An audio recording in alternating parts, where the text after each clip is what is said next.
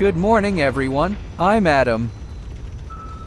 And today I want to take a closer look at one of Bloodborne's most fascinating bosses, Amigodala. This creature isn't just a tough fight.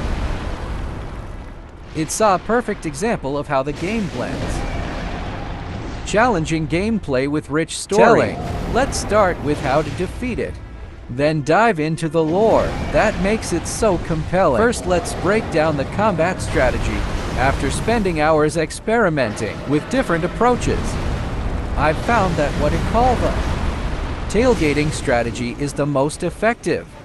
Amigodala is an imposing figure, over 5 meters tall, with a body that mixes arachnid-like legs, long writhing tentacles, and a carapace that glows with an otherworldly light. At first glance, it might seem unbeatable, but once you learn its patterns, it becomes manageable. The key to this strategy is positioning. As soon as Amigodala spawns or lands after one of its powerful jumps, your first move should be to sprint straight to its rear, right behind its abdomen. This area is absolute, whether it's swinging its none of its standard attacks, slamming its front legs, or pounding the ground can reach you when it rears back the legs. It's about to jump. Instead of running away, stay where you are.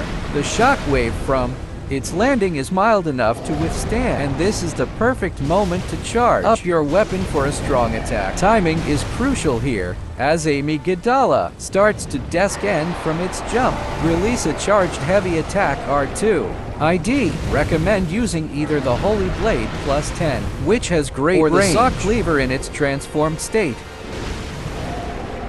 which deals massive damage. Aim for the base of its tail, that's where it's most vulnerable. As soon as your attack connects, roll backward immediately. Amigodala has a tail whip that triggers about 0.5 seconds after taking damage, and if you linger even for a split second, you'll get hit. You learned one the hard way, so many, and it cost me dearly. One strike, one roll. Remember is the rule. No exceptions. Let's talk about the loadout. That works best for runes. Clockwise metamorphosis is a must. It boosts your stamina recovery, which is vital because you'll be rolling a lot too. Stay safe. Blood is another great choice. It increases your damage output by 15%, which adds up over the course of the fight. When it comes to items, make sure you have at least 30 blood vials. This fight can take a while, and you don't want to run out of healing. 10 quicksilver bullets should be enough for emergencies. Like if you need to parry after stick to the strategy, you might not even need them. Here's a pro tip I discovered after 15 test runs. When Amigodala's shield drops to 30% or lower, use fire paper on your weapon. Its exoskeleton weakens at this point, and fire paper increases your damage by a whopping 40%, which can cut the total fight time by 2-3 minutes. It's a small detail, but it makes a big difference. Now let's move on to the lore. The name amygdala is no accident. It's named after the part of the brain that handles emotions like fear and memory, which is very fitting for a creature that embodies cosmic horror. Its design is heavily influenced by H.P. Lovecraft's Migo, those alien beings from his story, The Whisperer in Darkness. In Lovecraft's mythos, the Migo are servants of ancient cosmic entities, tasked with guarding secrets that humans were never meant to know, and that is exactly what Amigodala does in Bloodborne. In the game, Amigodala acts as a sentinel.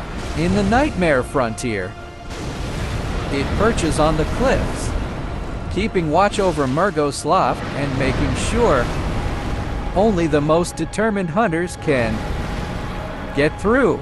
In the Chalice dungeons, It saw leftover from the ancient Thumerian civilization.